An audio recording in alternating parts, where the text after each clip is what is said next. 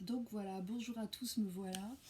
En fait, je voulais faire cette vidéo parce que j'habite un petit appart en ce moment en Île-de-France et je n'ai pas forcément la place de créer. Mais je la trouve et je la crée justement, je crée cet espace grâce à une bâche qui m'a coûté 2 euros. Mais en fait, on peut tout à fait faire ça avec des sacs poubelles que vous coupez sur la largeur et puis vous les scotchez, ça protège votre sol. Éventuellement vos meubles si vous en mettez partout. Moi ça m'est déjà arrivé, donc voilà, tout part de mon expérience personnelle. Voilà. Alors ensuite, niveau matos, normalement, c'est intéressant aujourd'hui parce que j'ai pas l'espace qu'il faudrait normalement. Et du coup, ni forcément les objets, les ustensiles, voilà, les choses qui sont quand même vachement plus pratiques. Mais il y a plein de solutions maison qui sont pas très belles, mais bon, normalement, on voit personne quand on crée. Donc voilà. Alors, déjà, je sais pas, là vous voyez pas, mais en fait, dans la vidéo d'avant, je suis face à mon chevalet qui est là, voilà. Et donc, je vais accrocher un dessin que j'ai déjà fait, mais j'aimerais le finir. Et comme j'ai pas de pince, ce qui est un peu embêtant, d'ailleurs il est pas stable ce truc. Donc là, c'est un chevalet qui est réglable. Et il n'est pas stable parce que de toute manière, il n'est pas de super bonne qualité. Mais on fait comme on peut quand on est à Paris, quoi, tu vois, à moins d'être super connu, d'avoir un super espace.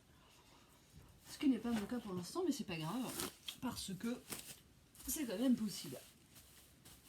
Donc là, il fait super chaud, j'ai mis des chaussettes pour pas trop que ça accroche sur le plastique et qu'il se perde, parce que dessous, il y a mon tapis, quoi.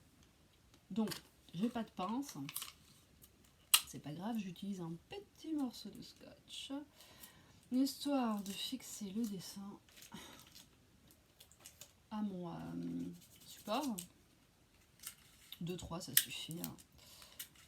Et alors comme j'ai tout préparé à l'avance pour éviter de me lever, normalement ça va aller assez vite. Simplement là je vais bosser par couleur. C'est-à-dire que comme j'ai déjà mis une base d'orange et de jaune, je vais rester là-dedans et normalement peut-être m'autoriser un peu de rouge ou de rose. Et normalement ça va être chaud, chaleureux et bon, une toile d'été, quoi. En même temps, c'est des petits formats, donc moi j'essaye de pas tout recouvrir pour quand même laisser de l'espace. En ce moment, j'aime beaucoup peindre et créer sur des choses extrêmement grandes, mais évidemment, il faut beaucoup de place. Comme c'est pas possible pour l'instant, c'est pas grave. Je vais finir de vieux travaux en cours. Alors, ce qui est super, c'est que y a plein de trucs qui coûtent pas cher et vous pouvez commencer comme ça avec des assiettes en carton pour mettre la peinture. Voilà, hop là, des cuillères pour faire des mélanges éventuellement, soit avec des structures par exemple, soit avec des gels, soit des gels, mais en fait là je suis sur du papier très fin donc je vais pas le faire, mais ça marche si vous faites des choses sur toile. Ou si le papier est extrêmement... Non, même sur du papier, c'est pas top. Non, ça marche plutôt sur des toiles. Donc là, a priori, j'aurais pas besoin de faire des mélanges. Mais ça peut marcher pour autre chose. Simplement, vous pouvez avoir envie de mélanger du sable. Vous pouvez aussi avoir envie de faire des traînées. Et pour ça, il faut la texture parfaite, on va dire, pas trop liquide, mais pas trop dur non plus. Donc voilà, vous touillez. Moi, quand c'est sur du très grand, en fait, je peins à plat. Du coup, bon, là, il faut une combinaison quand même. Et puis, on peut aussi prendre des grandes traînées de peinture et les jeter. Ou les déposer directement. Voilà, quand on n'a rien, c'est pas mal. Qu'est-ce que j'ai d'autre dans ma besace? Alors, j'ai des trucs de qualité. De la très bonne peinture, mais aussi des tubes à 3 euros, hein, comme par exemple ce petit jeu de pastilles d'aquarelle. Bon, peu importe, pour un fond ou pour combler justement des toutes petites zones, c'est parfait, il n'y a pas de souci. Encore une fois, ici c'est du papier, donc voilà. Après, j'aime bien ces peintures parce que c'est dans des gammes de couleurs qui sont assez originales. Voilà, j'ai même une peinture fluo, donc c'est assez fun, quoi. Le vert transparaît comme ça en pleine lumière, mais aussi dans l'ombre ou dans le noir, eh bien, on voit des petites touches de couleurs. Donc voilà, c'est sympa. J'aime beaucoup ces couleurs et je crois que je vais peindre avec ça. Bleu, mais bleu. Sauf que non, je dois me concentrer car j'ai dit que je partais dans les oranges jaunes. Donc je vais prendre toutes mes gammes de orange jaune. Tac, jaune. Tous. Hein, du beige au jaune. Plus les rouges.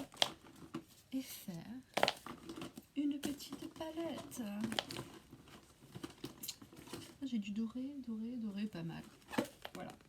Donc ça fait que là j'ai 1, 2, 3, 4, 5, 6, 7, 8 tubes. En même temps, j'ai ça aussi que j'aimerais bien finir. Donc là on est plutôt dans les tons bleus. Il faut que je pense à laisser du blanc. En même temps, j'aime beaucoup, ça c'est une de mes couleurs préférées. Le bleu turquoise. Et ce tube là qui est presque plein, je vais m'en servir quelque part par là. Voilà. Alors en termes de pinceau, c'est pas la joie non plus. C'est pas la joie parce que j'ai une partie de mes affaires dans un garde-meuble et donc voilà. C'est pas top, mais c'est pas grave. Si vous n'êtes pas sûr, il y a moyen de faire des petites zones coton-tige. Faut faire gaffe que le coton soit bien. Là par exemple, ils sont foutus, quoi. À part pour faire des traînées. Parce que le coton peut rester sur la peinture et ça, c'est pas cool. J'aime beaucoup travailler à l'encre. Pour plein de raisons. C'est hyper agréable, ça coule. Alors on peut maîtriser son sens de les coulures, mais en même temps, on peut aussi laisser le hasard faire les choses. On peut aussi mettre d'abord la zone d'eau, de l'eau, hein, la zone d'eau, tac, et puis après mettre juste une petite goutte comme ça d'encre qui va se dispatcher un peu partout, et voilà. Et donc en termes de pinceau, c'est vraiment pas ça, quoi. J'ai celui-là qui est top, qui est plutôt pour pour la calligraphie, mais bon, en fait, non, je peux peindre quand même, j'aime bien. C'est un Raphaël numéro 2, tic. Et puis, on en a d'autres. Franchement, c'est pas jojo là, hein, mais bon, c'est pas grave, parce que mes surfaces sont minuscules. Voilà, voilà ma richesse. Je me demande bien où sont mes pinceaux. Là, il y en a un autre, mais il est pas top non plus. Bon, bref, du coup, l'idée, en fait, c'est de vous montrer qu'on peut vraiment se débrouiller avec pas grand-chose. Voilà, une dernière petite indication aussi, avant de couper pour, je pense que là, vous avez pas mal d'informations pour commencer. C'est que parfois, je me sers de cartes bancaires, de vieilles cartes, en fait, ou peu importe, hein, si je perds le code, voilà.